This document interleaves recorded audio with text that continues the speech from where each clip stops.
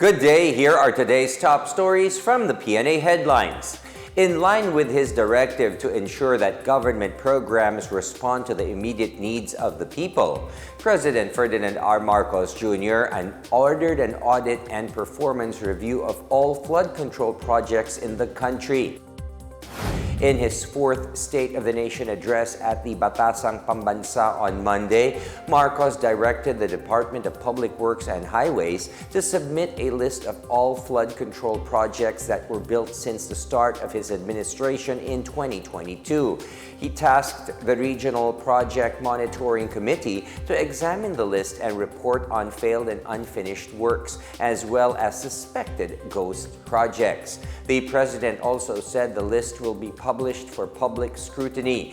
Marcos gave the order to stop corruption in infrastructure projects. He vowed that all those involved, including contractors, will be held accountable. Kamakailan lamang, nag-inspeksyon ako sa naging epekto ng habagat ng bagyong Krising, Dante at Emong.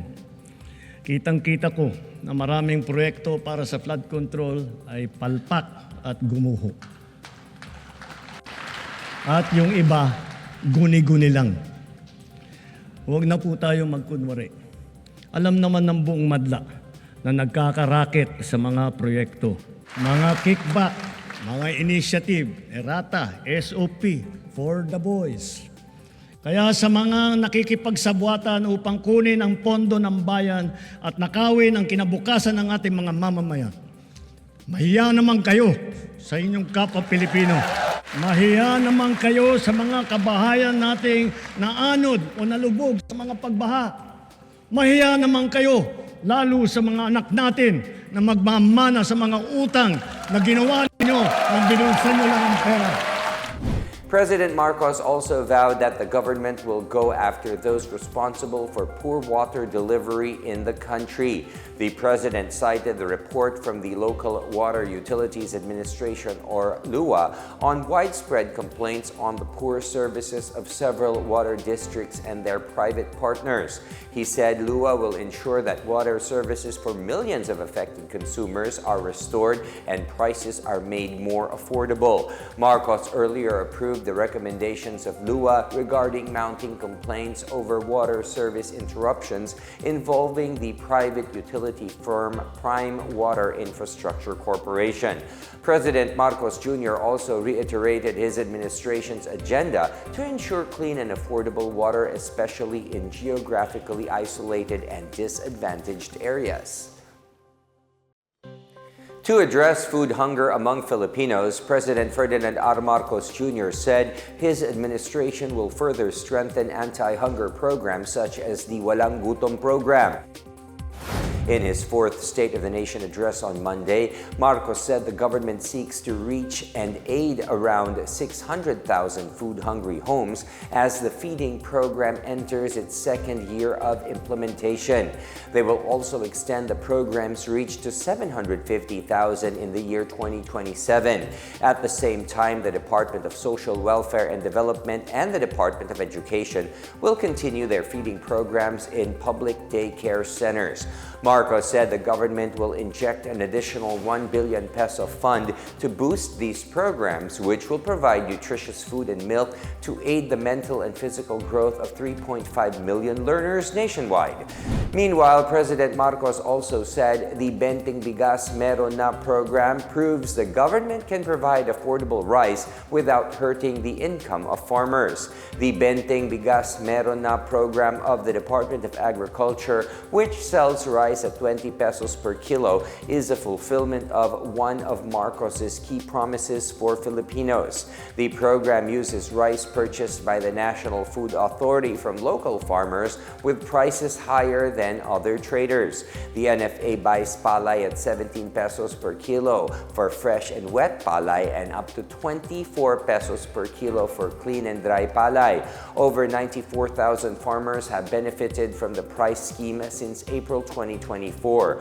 Marcos further assured that the government will back the rice program with 113 billion pesos in funding to reach more Filipinos. The BBM na is currently available in 757 kadiwa ng Pangulo Centers, pop-up stores, and accredited sites. The Marcos administration aims to expand the program in 1,500 kadiwa sites in the country before the end of his term.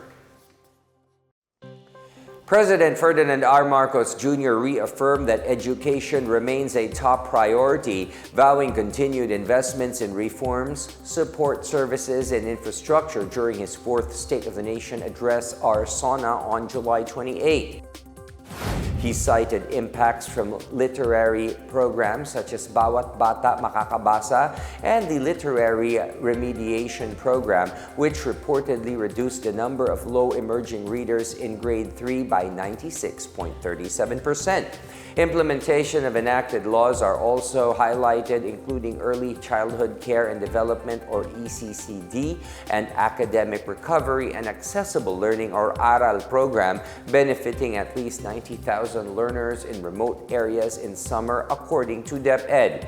The agency also noted the simplification of enrollment for kindergarten and ECCD programs to make it more accessible to more learners.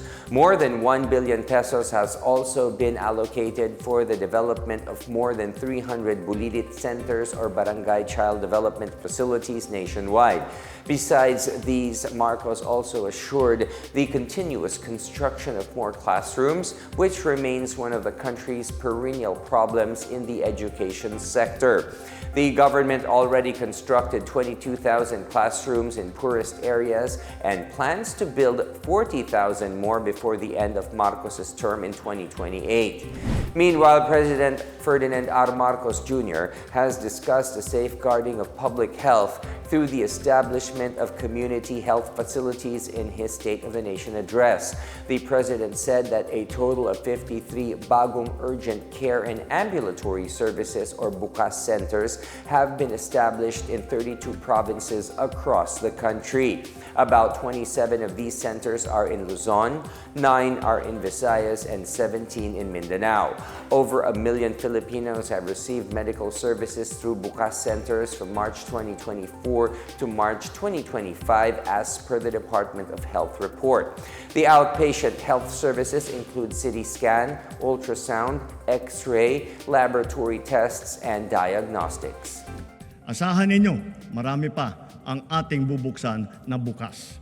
Sa kauna-unahang pagkakataon, ang bawat bayan po sa Pilipinas ngayon ay may doktor. Mayroon ng magiging tagapag-alaga. Mayroon ng tagapag-alaga ng kalusugan ng mamamayan sa inyong lugar. Several members of the House of Representatives are praising President Ferdinand R. Marcos Jr.'s fourth State of the Nation address. Manila 3rd District Representative Joel Chua expressed support for the president's push to hold accountable those who have failed to deliver adequate electric power and water services. Manila 6th District Representative Bienvenido Abante Jr. welcomed the administration's stance against criminals, particularly those behind the disappearance of cockfight enthusiasts. Bohol 3rd District Representative Christine Alexi Besas Totor said Marcos's pro-poor SONA resonates deeply with Boholanos who are in need of public health, social services, housing, and public works such as water and electricity. Senior Citizens Party list Rodolfo hailed the expansion of PhilHealth's dialysis coverage for 1 whole year, along with the over 2 million pesos ceiling on kidney transplants, and the construction of 300 early childhood care and development centers, BUCAS Centers, and daycare centers. Quezon 3rd District Representative Reynante Arrogancia expressed support for the amendments of the COCO Levy Fund, the swift distribution of certificates of land ownership award for farmers, and the electrification of remote barangays.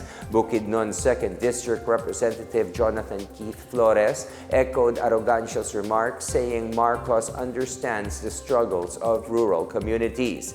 Meanwhile, Navota's Representative Toby Chanco said he fully supports Marcos's order to investigate the government's flood control projects and weed out corruption.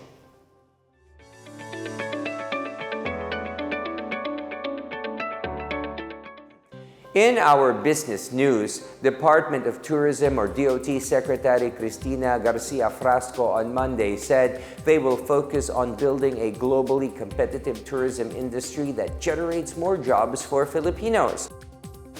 Frasco made the reaffirmation in response to President Ferdinand R. Marcos Jr.'s directive to boost efforts to bring opportunities to the 4% of Filipinos who remain unemployed. She added that the DOT is firmly ready to help, noting the agency's commitment to not just build a tourism industry that is globally competitive, but also grounded in the shared mission to uplift the lives of every Filipino through dignified and sustainable livelihood. Frasco also announced that tourism has grown into a major economic foundation that created jobs and empowers communities under the Marcos administration. To date, tourism employs 6.75 million Filipinos, a share of 13.83% of the country's total employment. On top of this, more than 10 million benefit from the industry through indirect employment. Frasco further assured that the DOT will continue alongside agencies, including the Department of Trade and Industry and the Small Business Corporation, to provide loans for micro, small, and medium enterprises in tourism.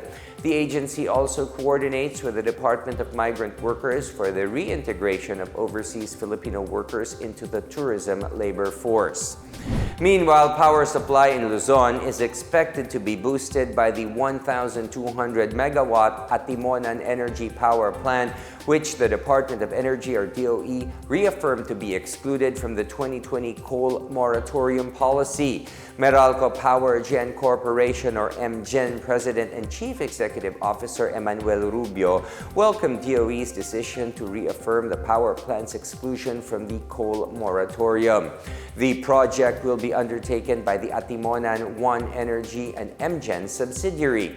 MGEN said the power plant would be constructed using high-efficiency, lower-emission technology aimed to lower carbon emissions from thermal plants. It is projected to cater to at least 5 million households, utilizing around 150 kilowatt-hour monthly, and will account for about 7% of Luzon's total power demand. Prior to its operation, the company said it will create 6,000 jobs while the power plant is being created, and an additional 300 permanent positions as seen once it starts official operation. And those are the latest and the biggest stories from the PNA headlines. For more news updates, visit our website pna.gov.ph or our Facebook and X account, Philippine News Agency. You may also watch the PNA headlines through the Philippine News Agency's YouTube account and via the News and Information Bureau website under PNA News. I am William Theo. This is the PNA headlines, bringing you stories that unite the nation.